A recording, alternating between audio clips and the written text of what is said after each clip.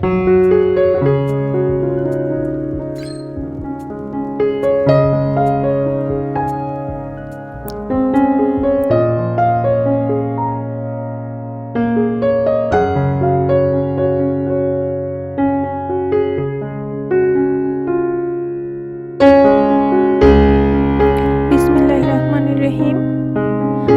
আমি home tour video আপনাদের সাথে শেয়ার করতে যাচ্ছি। আশা রাখি আমার ভিডিওটি আপনাদের কাছে ভালো লাগবে।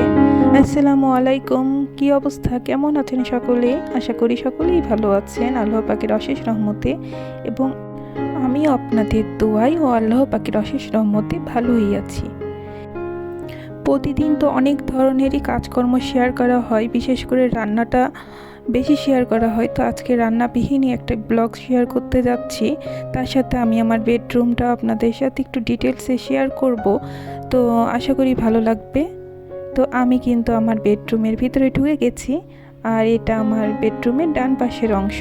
তো ডান পাশে আমার এই তো ওয়াল টিভিটা আছে, তার নিচে টিভি ক্যাবিনেট, আর টিভি ক্যাবিনেটের উপরে আমি এই তো সাউন্ড স্পিকারটা রেখেছি। তার পাশে আমার ল্যাম্পশেডটা আছে, আর এই তো টুকিটাকি জিনিস যেগুলো প্রয়োজনীয় সেগুলো আমি রেখেছি। এখানে আমি একটা মানি প্ল্যান্টের গাছও রেখে দিয়েছি, তার সাথে মাছের একটা ছোট্ট ইকোরিয়াম। আর উপরে আমি একটা রানার বিছাইছি। এটা আমার একটা মানে উলের তৈরি একটি শাল ছিল, তো শালটা পুরাতন হয়ে গেছে, তো আমি এখানে রানার হিসাবে ইউজ করেছি। তো আমার ইকোরিয়ামে কিন্তু অনেক দুইটা মাছ মারা গেছে। অনেক দিন মাছগুলো বেঁচে ছিল, প্রায় 2-2.5 বছর। তো তারপরে কেন যেন হঠাৎ করেই মারা গেল, খুব খারাপ লাগে। তো তারপরে কিন্তু আমি আর মাছ তেমন একটা কিনিনি, যে থাক একটাই মাছ থাক। আর আমার মানি প্ল্যান্ট গাছটা কিন্তু অনেক সুন্দর গ্রো করেছে, আমার দেখে কিন্তু মনটা ভরে যাচ্ছে। একদমই সবুজ, আর এই ধরনের একটু সবুজের ছোঁয়া ঘরে না রাখলে কিন্তু ভালো লাগে না। আর এই যে টিভির কাভারটা দেখছেন, সেটাও কিন্তু আমার হাতেরই তৈরি, পুরনো একটি ওড়না দিয়ে আমি তৈরি করে নিয়েছি। তো তার পাশে কিন্তু আমার একটা প্লাস্টিকের আলমিরা আছে, সেখানে আমি আমার মানে বাসায় পরা কাপড়গুলো রাখি, যেগুলো সবসময় আমার লাগে। আমার কাপড়, তাছাড়া আমার মেয়ের কাপড় এখানেই থাকে। তো একদমই যে গোছানো অবস্থা তা না, একটু এলোমেলো অবস্থা, তারপর আমি আপনাদের সাথে শেয়ার করলাম। তার পাশেই আছে আমার বেলকনির গেট। এটা আমার বেডরুমের সাথেকার বেলকনি। এখানে আমি মানে বেশিরভাগ কাপড় চোপড়গুলো শুকানোর জন্য এই বেলকনিটা ইউজ করি। তো এটা আপনাদের সাথে সবসময় শেয়ার করা হয় না। তার পাশেই আছে আমার এক সিটের একটি সোফা, আর এই যে এক সোফার উপরে আমার একটা ওয়াল ঘড়ি আছে, আর পাশে রেখেছি আমি ব্যাম্বু গাছ। আর এই যে আমি এই পাশের ওয়ালটা এভাবে ডেকোরেশন করে নিয়েছি। আমার বড় মেয়ের হাতে তৈরি একটা ক্যানভাস রেখেছি, তার সাথে একটা আল্লাহর অলমেট মানে পুঁথির তৈরি, এটা আমার নিজেরই হাতের তৈরি। তার সাথে কর্নারে একটা আর্টিফিশিয়াল লতা রেখেছি। আসলে এই ধরনের সবুজ লতা গাছ আমার খুবই ভালো লাগে।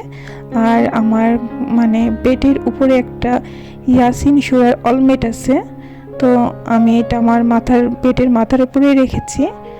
আর ইয়াসিন সূরা রাখাটা ঘরের মধ্যে খুবই জরুরি, আমি তাই মনে করি। তো এই যে আমার বেডটা, আমার মানে বেডরুমের মেন আকর্ষণই হচ্ছে বেডটা যদি সুন্দর করে সাজিয়ে গুছিয়ে পরিপাটি করে রাখা যায়, তাহলে কিন্তু খুবই ভালো লাগে দেখতে, পুরো রুমটারই লুক চেঞ্জ হয়ে যায়। তাই আমি সবসময় চেষ্টা করি বেডটাকে সুন্দর করে রাখতে। তো এতগুলো মানে পিলো থাকে না আমার বেডে, আর কুশন কভারও আমি এতগুলো রাখি না। তো আজকে সৌন্দর্য বৃদ্ধির জন্যই রেখেছি শুধুমাত্র। আর এই যে এখানে আমি একটা রানার হিসাবে আমার নকশি কাঁথা পেরে দিয়েছি। এটা হাতের তৈরি না, মেশিনের সেলাই করা একটি নকশি কাঁথা। আর তার পাশেই আছে একটা ড্রেসিং টেবিল। এই ড্রেসিং টেবিলটাও আমি আজকে সুন্দর করেই সাজাইছি।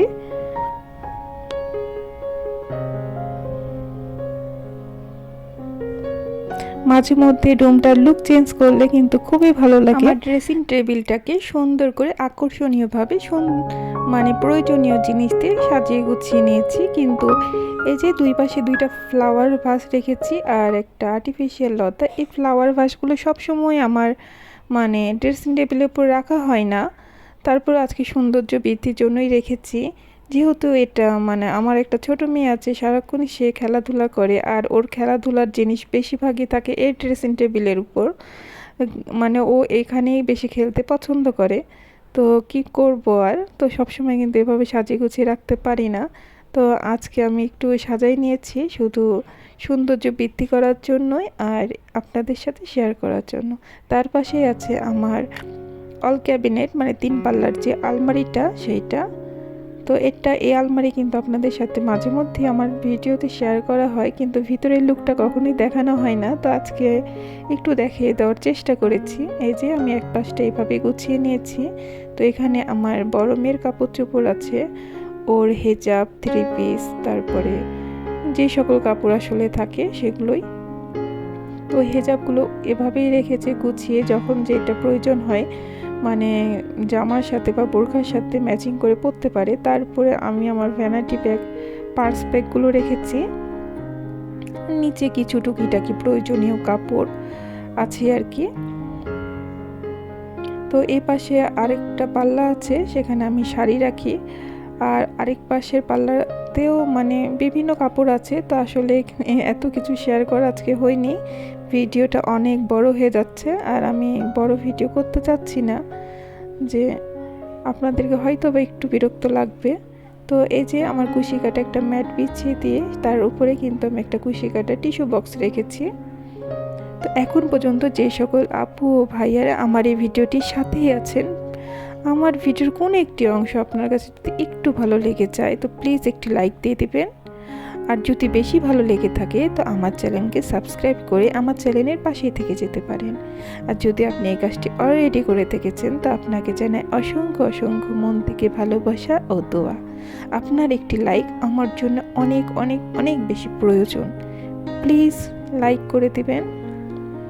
এই যে এখানে আমি আলমিরার উপরে মানে একটা মানি প্ল্যান্টের লতা ঝুলিয়ে দিয়েছি।